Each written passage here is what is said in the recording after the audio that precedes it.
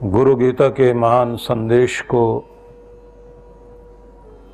इन दिनों जो बड़ा ही पावन माना जाता है, इसका श्रवण करना और श्रद्धालु भक्त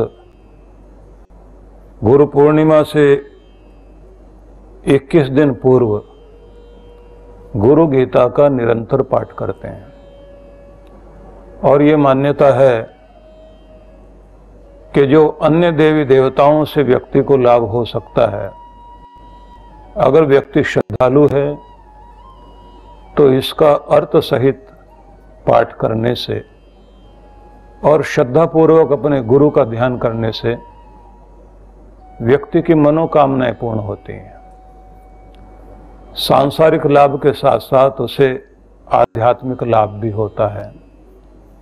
ऐसा वर्णन ग्रंथों में आया है और श्रद्धालु लोग इसका पाठ करते भी हैं। और अनेक अनेक उदाहरण ऐसे भी हैं जिन लोगों ने अपनी गुरु गीता के माध्यम से साधना करते हुए अनेक अनेक कृपाएं प्राप्त की।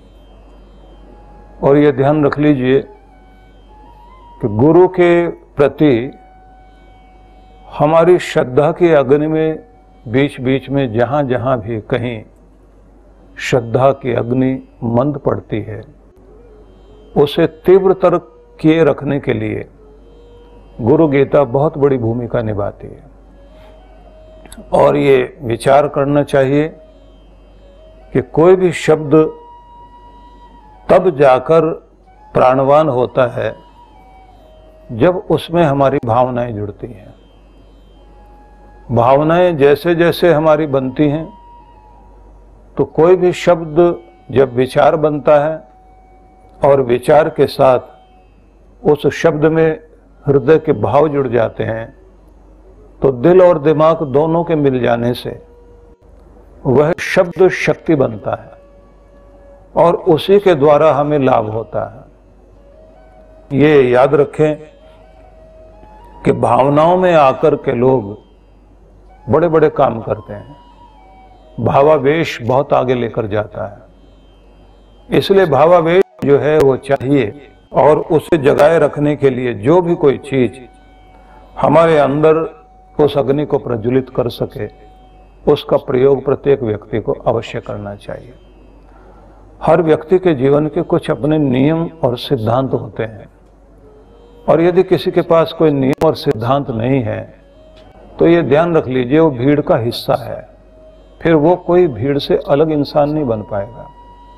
इस दुनिया में खास लोगों के पास जीवन जीने की एक खास शैली होती है और उसके पीछे उनके कुछ सिद्धांत होते हैं। उन सिद्धांतों के आधार पर वो अपना जीवन जीते हैं। सिद्धांतहीन जीवन निरर्थक जीवन होता है। जैसे कोई पेड़ न फल दे, न सुगंध दे और न उसके द्वारा कोई और लाभ होता हो, तो ऐसे जो झाड़ झंकाड़ बनकर के खड़े हुए होते हैं उनको व्यक्ति या तो माली ही काट देता है या बाद में फिर वो जलाने के काम ही आते हैं। यद्यपि पेड़ पौधा घास फूस तक व्यक्ति को जीवन जीने के लिए सहयोगी बनते हैं, लेकिन जीवन जो निरर्थक होता है वो सहयोगी न बनकर व्यक्ति के जीवन में दुर्गति ही पैदा करता है। इसलिए मैं ये निवेदन करना चाहता हूं, श्रद्धा हो और श्रद्धा भी साधारण नहीं होनी चाहिए। श्रद्धा के विषय में हमारे ग्रंथों में, विशेषकर वेदों में श्रद्धा सूक्त है एक, जिसमें अनेक अनेक मंत्र हैं जिनमें कहा गया है कि हर व्यक्ति को प्रभात में उठकर श्रद्धा सूक्त के मंत्रों का पाठ करना चाहिए।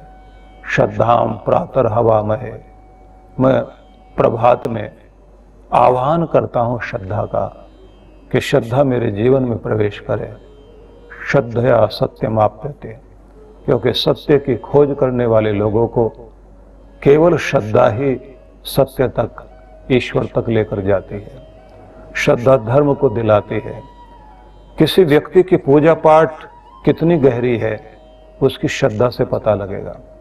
और कृष्ण भगवान ने गीता में यह भी कहा कि जैसा व्यक्ति है वो वैसा ही होगा जैसे उसकी श्रद्धा होगी। किसी भी व्यक्ति की जिंदगी में वो कर्म योगी है, ज्ञान योगी है, भक्त योगी है, श्रद्धा उधर लेकर जाती है। गीता में उसे 3 तरह का माना गया है, वो सात्विक, राजसिक और तामसिक भी हो सकती है। लेकिन मैं आपको एक और चीज कहना चाहता हूं, श्रद्धा अमृत दिलाती है और श्रद्धा ही आपके घर परिवार में जो आपके बड़े बुजुर्ग हैं उनके प्रति जो प्रेम और सेवा भावना आपके अंदर है वो तभी टिकेगी जब आपके अंदर श्रद्धा भावना होगी। अगर आपका हृदय प्रेम से भरा हुआ, श्रद्धा से भरा हुआ है तो सारी दुनिया आपके दिल में समा सकती है। और अगर उसमें प्रेम नहीं है, श्रद्धा नहीं है तो माँ बाप की चारपाई भी आपके घर में आपको भारी पड़ेगी। आप उसको माँ हो या पिता हो उनको ही मान नहीं दे पाओगे, दुनिया के लिए तो आप क्या करेंगे। इसलिए ये ध्यान रख लीजिए, श्रद्धा ही है ईश्वर से मिलाती है। गुरु के प्रति तो आपका जो प्रेम है वह अतिशय प्रेम पवित्र बनकर जो रूप धारण करता है वो श्रद्धा ही है। इसलिए सभी से कहूँगा कि श्रद्धा को हम महत्व देने वाले बने, श्रद्धा को समझें। आइए आज के गुरु गीता के अगले श्लोकों पर हम लोग ध्यान दें। ब्रह्मानंदम परम सुखदम केवलम ज्ञान मूर्तिम द्वंद्वातीतम गगन सदृशम तत्वमस्यादिलक्ष्यम एकम नित्यम विमलमचलम सर्वधि साक्षिभूतम भावातीतम त्रिगुण रहितम सद्गुरुम तम नमामि। नित्यम शुद्धम निराभासम निराकारम निरंजनम नित्यबोधम चिदानंदम गुरुम ब्रह्म नमाम्यहम। इन दोनों श्लोकों का पहले अर्थ आप समझ लीजिए कि श्री गुरुदेव ब्रह्मानंद का परम सुख देने वाली साकार मूर्ति है। वे द्वंद्वातीत चिदाकाश हैं। तत्वमसी आदि श्रुति वाक्यों का लक्ष्य वही है। वे प्रभु एक, नित्य, विमल, अचल एवं सभी कर्मों के साक्षी रूप हैं। श्री गुरुदेव सभी भावों से परे, प्रकृति के तीनों गुणों से सर्वथा रहित हैं। उन्हें भावपूर्ण रूप से नमन है। अगले श्लोक में कहा गया है, श्री गुरुदेव नित्य, शुद्ध, निराभास, निराकार एवं माया से परे हैं। वे नित्य, बोधमय, चिदानंदमय हैं। उन परात्पर ब्रह्म गुरुदेव को नमन है। ये 2 श्लोक मैंने आपके सामने सुनाए और उसके साथ में फिर अगले श्लोकों की तरफ हम लोग चलेंगे। लेकिन यहाँ पहले मैं थोड़ा सा आपको व्याख्या करके या उसको थोड़ा स्पष्ट अर्थ करके समझाने की चेष्टा करूँगा, जिससे आप ये समझ सकें कि क्या कहा गया है। तो सबसे पहले हम ध्यान देंगे ब्रह्मानंदम परम सुखदम केवलम ज्ञान मूर्तिम। ब्रह्मानंदम परब्रह्म परमेश्वर के आनंद को, परम सुखदम जो परम सुख देने वाला, केवलम ज्ञान मूर्तिम जो ज्ञान मूर्ति है। परमेश्वर का जो परम आनंद है उसको यह ज्ञान मूर्ति सद्गुरु उसका स्वयं भी स्वरूप है और शिष्य को भी उस रस को प्रदान करता है। तो सबसे पहले तो ये जान लीजिए कि मैंने कल आपसे एक बात कही थी कि एक है गुरु तत्व, गुरु शक्ति। वह गुरु शक्ति परब्रह्म परमेश्वर की ही शक्ति है। उसमें ब्रह्म अर्थात ब्रह्मा जी, विष्णु और शिव त्रिदेव तीनों की शक्तियां और कहना चाहिए जो सच्चिदानंद स्वरूप परब्रह्म परमेश्वर है, उस सच्चिदानंद स्वरूप परमेश्वर की समस्त कृपाएं एक तत्व में आ जाती हैं, जिसे बोलते हैं गुरु तत्व। वह गुरु तत्व जब आपके अंदर गुरु के माध्यम से कुछ भी अंश में काम करता है, तब आपको अच्छे और बुरे का अनुभव होने लगता है, और वो एक आवाज बन जाती है आपके अंदर, जो आपको बुराई से रोकती है। और अगर आपके द्वारा कुछ बुरा हो जाए तो अंदर शर्म आती है, संकोच आता है, नहीं करना चाहिए था। और गहरी हो जाए वो शक्ति तो आपको प्रायश्चित करने के लिए मजबूर करती है। और गहरी हो जाए तो आप मंदिर में बैठकर भगवान के आगे आंसू बहाकर कहते हैं, भगवान मुझसे गलती हुई, आगे से मैं नहीं करूंगा, आप मुझे माफ करना। तो वहां से चित्त आपका शोधन होता जाता है, शोधित होकर आपका चित्त निर्मल होता है, और उसमें परमात्मा की कृपाएं चलती रहती हैं, आपका एक रक्षा कवच बना रहता है। यह गुरु तत्व जो सदगुरु के द्वारा आपकी और आपके हृदय में आकर बैठा, वो आपको ऊंचा बनाए रखता है, आपके अंदर धर्म को स्थिर करेगा, वो आपके जीवन को औरों से अलग बना देगा। लेकिन वह गुरु तत्व जब गुरु उसे धारण करता है, मतलब वो पहले पात्र बनेगा, फिर गुरु उसे विधि देगा, फिर उसको अभ्यास कराएगा। एक नियम हुआ करता है, साधना, भक्ति, ज्ञान, विवेकनी बुद्धि, इस सब को प्राप्त करने वाला गुरु जब अपने एक खास स्थिति में आ जाता है और पात्र के रूप में उसको योग्य देख करके गुरु आगे फिर ये कहता है कि मैं तुम्हें इस योग्यता को प्रदान करता हूं कि तुम आगे बुझे हुए दियों को जला सको, दीक्षा देने का अधिकार तुम्हें प्राप्त हो जाए। तो उस समय कुछ अभ्यास करने के लिए बोले जाते हैं, उनमें तप भी है, उनमें जप भी है, उनमें साधना भी है। लेकिन आगे चलकर एक और स्थिति आती है जिसको कहा जाता है कि छाया पुरुष का अभ्यास करो। ये बड़ा कठिन है, क्योंकि सबसे पहले तो आपको ओरा पकड़ना सिखाया जाता है, अपना, दूसरों का ओरा, फिर ओरा क्लीन करना।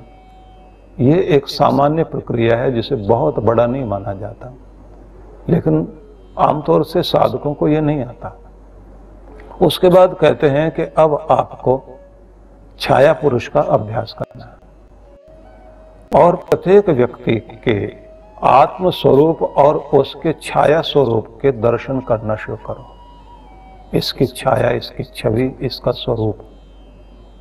अब उससे अगली जो कठिन बात आती है वो है कि आकाश में छाया को देखना। अब आकाश में तो छाया बनती नहीं, लेकिन वो अभ्यास कराया जाता है कि अब आप शिष्य के या किसी भी व्यक्ति के जिस पर आप काम कर रहे हैं, उसकी उस छवि को आकाश में देखो कि ब्रह्मांडीय शक्तियां उस व्यक्ति को किस रूप में इस समय मदद कर रही हैं या उसके लिए बाधा बनी हुई है।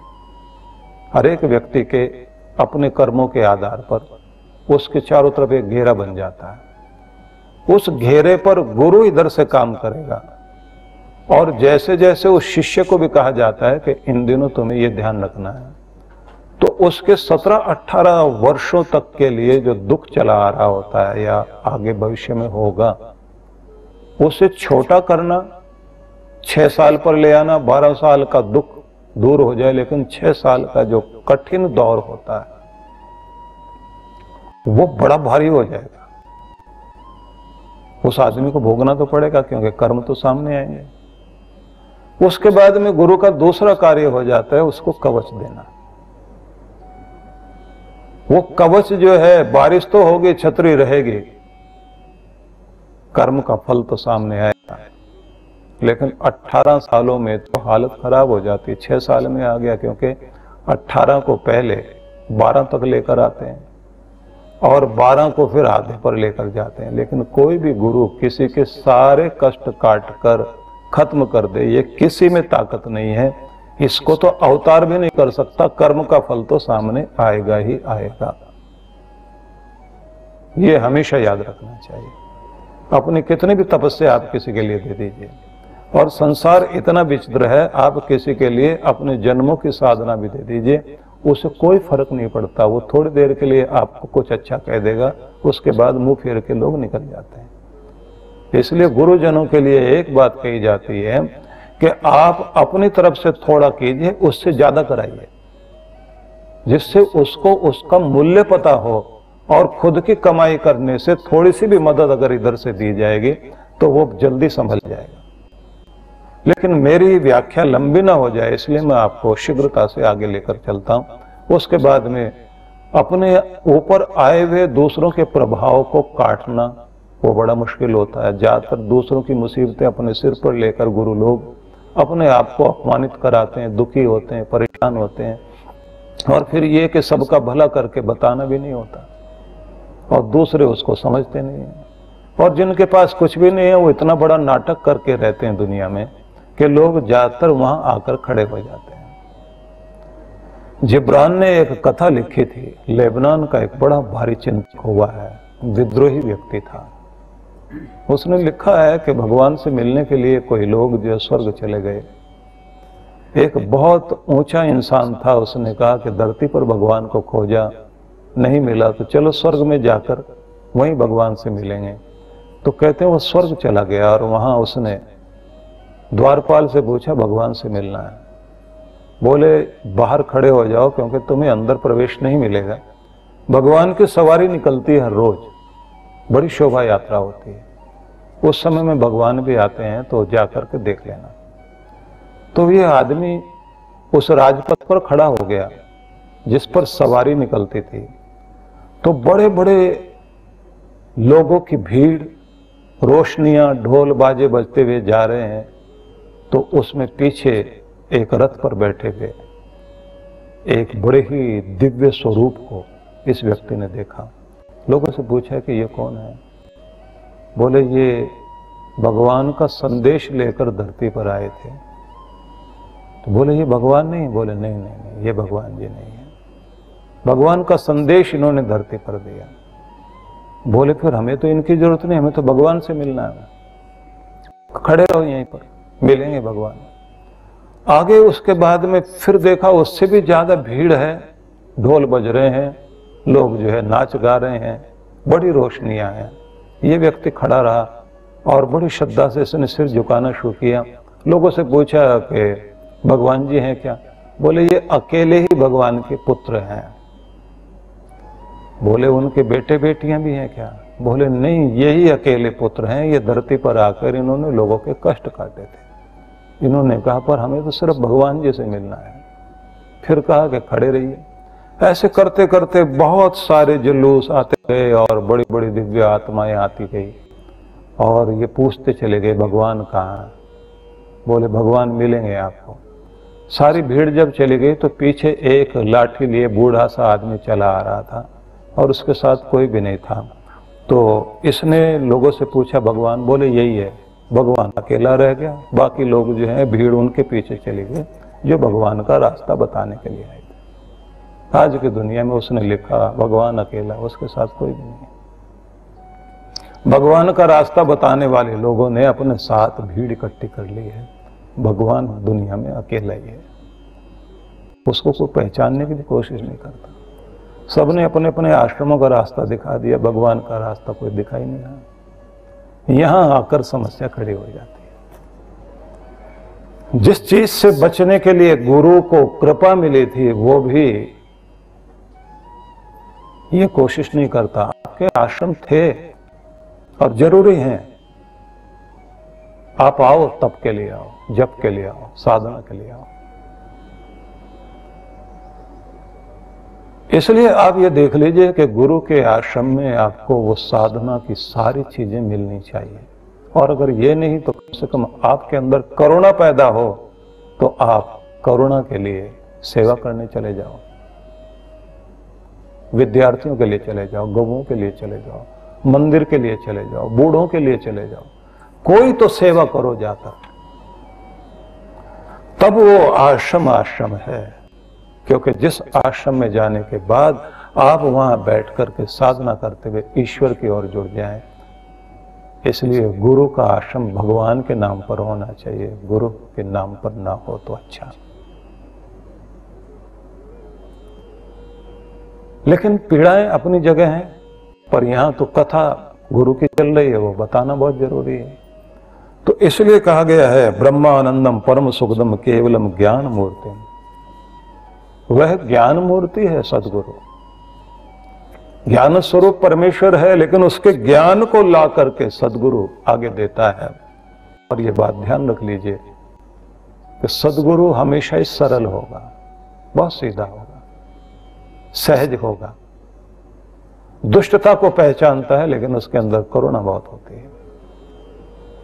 द्वंद्वातीतम, द्वंद्वों से रहित है, सुख दुख आएंगे सबको सहेगा, हिमालय बनकर के रहता है। गगन सदृश्यम, आकाश जैसी ऊंचाई है उसकी। तत्वमस्यादि लक्ष्यम, और तत्वमसि एक शब्द है, वह तू ही तो है ना। इसका मतलब यही है कि वह तू ही है। तू करता तो भया, मुझ में रही ना हूं, तेरा नाम जपते जपते बस तू ही हो गया हूं। मुझ में रही ना हूं, अहंकार नहीं रह गया। वारी तेरे रूप पर जित देखूं तो तित तो, जहां देखता हूं भगवान वहां तू ही नजर आता है। तेरे स्वरूप पर वारी वारी जाता हूं। सच में तत्वमस्यादि लक्ष्यम जो कहा गया है, लक्ष्य है वही परब्रह्म परमेश्वर, एकम नित्यम विमलम अचलम। वह एक विमल अचल। ध्यान रख लीजिए, परमेश्वर के गुणों का गुणगान करते करते कहा गया कि वो सब झलक आ रही है गुरु में, और फिर उसे जो झलक बताई गई कि ये भगवान की झलक है, तो वो गुरु तत्व है और गुरु अलग है। गुरु तत्व फिर आकर उसमें स्थिर होता है। इसलिए हर दिन साधना करते हुए गुरु को भी वो शक्तियां पानी होती हैं। ये अद्भुत बात है कि किसान ने राजा से उसकी सहायता कर दी थी, उसको भोजन करा दिया था जंगल में भटकते हुए राजा को। अब राजा ने उससे कहा कि कभी अगर तुम्हें कोई जरूरत पड़े तो मेरे पास आना। 2-3 बार उसकी फसल सूख गई और उसके बाद उसकी इच्छा हुई, दोस्त बना था राजा, तो आज उसके पास चलते हैं। गया, उसके पास में उसने खिलाया पिलाया, बहुत ध्यान रखा। ध्यान रखने के बाद उसने पूछा कुछ जरूरत हो तो बताना। तो किसान कहता बताऊंगा। और इतनी देर में पुजारी ने आकर के राजा से कहा कि पूजा का समय हो गया। तो पूजा करने चल पड़े। पूजा करने के लिए चले तो जैसे ही राजा वहां गया तो उसने घुटनों के बल बैठकर मंदिर के सामने मत्था टेका, फिर दीवार, उसकी सीढ़ियां चढ़ते चढ़ते एक एक सीढ़ी से हाथ लगाए और उसकी धूल माथे से लगाता जाए, और फिर अंदर जाकर उसने घुटनों के बल बैठकर फिर प्रणाम किया, और उसके बाद पूजन करने के बाद आंखें बंद करके बैठ गया। थोड़ी देर पूजा की। अब उसके बाद उसने फिर दोनों हाथ फैलाए और दोनों हाथ फैला करके कहा कि राजा बनाने वाला तू और सबके झोलियां भरने वाला तू ही राज मुकुट भी छीन लेता है और तू ही एक साधारण आदमी के सिर पर राज मुकुट भी देता है। तेरा दिया ही सारी दुनिया खाती है, तू ही सबको सब कुछ देता है। हे दाता, मुझ गरीब का ध्यान रखना, मेरी झोलियां भरना, मुझे अपनी कृपा का पात्र बनाए रखना। ये सब